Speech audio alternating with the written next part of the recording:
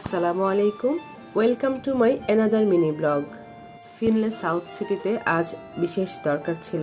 আজ ছেলেকে নিয়ে অ্যাগেইন চলে এসেছি ফিনলে সাউথ সিটিতে। আজ এসেছি বিশেষ দরকারে, তাই খুব একটা ঘোরাঘুরি করব না। ছেলেকে কিছুক্ষণের জন্য বাহিরের পরিবেশ দেখানোই উদ্দেশ্য। সে তো স্কেলেটর দেখলেই মহা খুশি। ভিডিওটি ভালো লেগে থাকলে প্লিজ লাইক অ্যান্ড ফলো।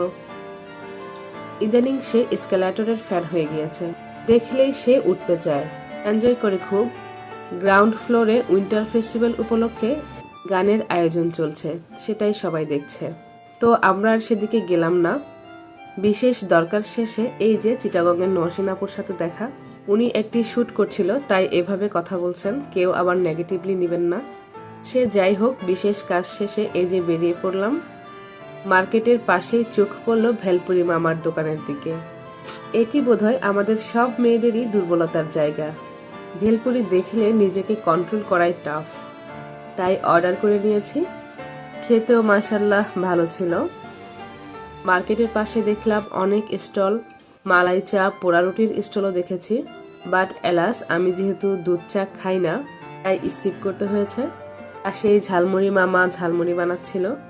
বাহিরের মামাদের ঝালমুড়ি কিন্তু খেতে একটু বেশিই মজা। বাসায় বানালেও ভালো, কিন্তু দুটোর টেস্ট দুই রকম, তাই মাঝে মধ্যে ট্রাই করতে ভালো লাগে। এই তো ঝালমুড়ি মামা আমার অর্ডার করা ঝালমুড়িও রেডি করে দিয়েছেন।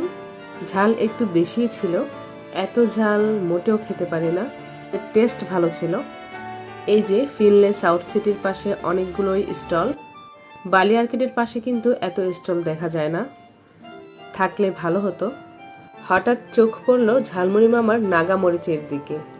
যারা অনেক বেশি ঝাল খান তাদের জন্য তো পারফেক্ট, ট্রাই করে দেখতে পারেন।